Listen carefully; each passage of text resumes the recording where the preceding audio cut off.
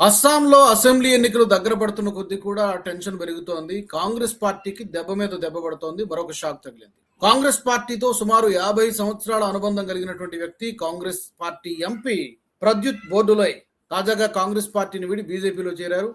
ముఖ్యమంత్రి హిమంత బిశ్వ శర్మ ఆయనకి hearty welcome చెప్పారు. సాధారణంగా ఆహ్వానం పలికారు. ఇంతకీ బోర్డులోయ్ చెప్తున్నటువంటి రీజన్ ఏంటంటే, శశి థరూర్ అధ్యక్ష ఎన్నికల సందర్భంగా తాను శశి థరూర్ అభ్యర్థిత్వానికి మద్దతు ఇచ్చాను కాబట్టి అప్పటి నుంచి నాపై పగబట్టింది అధిష్టానం, కక్ష కట్టుకుని కూర్చున్నారు. ఇలాంటి గౌరవం లేని చోట నేను పని చేయలేను.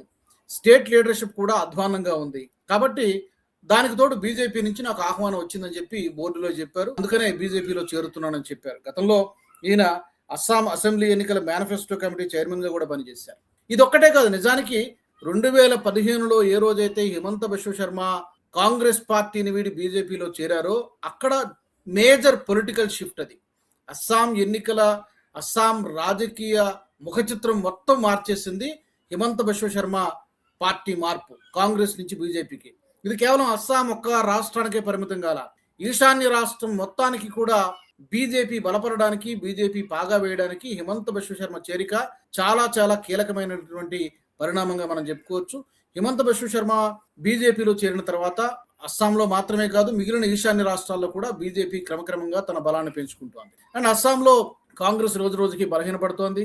గౌరవ్ గొగోయ్ మీద రకరకాల ఆరోపణలు, తన భార్య పైన రకరకాల ఆరోపణలు, పాకిస్తాన్తో లింకులు ఇవన్నీ ఎస్టాబ్లిష్ కావడంతో రాబోయే ఎన్నికల్లో అస్సాంలో కాంగ్రెస్ పార్టీకి చాలా చాలా గడ్డు పరిస్థితి ఎదుర్కోక తప్పదు. ఇంకా చాలా మంది లీడర్లు గతంలో అస్సాంలో కాంగ్రెస్ పార్టీని వీడి బీజేపీలో చేరినటువంటి వాళ్ళు చూసుకుంటే ఒక 3-4 పేరు హిమంత బిశ్వ శర్మతో మొదలైనటువంటి ఆ ప్రహసనం, తర్వాత పిజూస్ హజారికా గతంలో కాంగ్రెస్ లో ఉండేవాళ్ళు, ఆ తర్వాత ఇప్పుడు బీజేపీలో చేరి కేబినెట్ మినిస్టర్ గా ఉన్నారు అస్సాంలో. జయంత మల్లా బారువా, తర్వాత రూప్ జ్యోతి కుర్మి కాంగ్రెస్ ఎమ్మెల్యేగా ఉండేవారు, రిజైన్ చేసేసి బీజేపీలో 2021 సంవత్సరంలో చేరారు. తర్వాత సుశాంత బోర్గోహెన్ గతంలో కాంగ్రెస్ లీడర్ 2021లో బీజేపీలో చేరారు. రాణి నారా ఫార్మర్ కాంగ్రెస్ ఎంపీ. ఇట్లా చాలా మంది లీడర్లు కాంగ్రెస్ పార్టీ తీరు, వ్యవహార శైలి నచ్చక పర్టికులర్ గా అస్సాంలో బీజేపీ వైపు వచ్చేస్తున్నారు.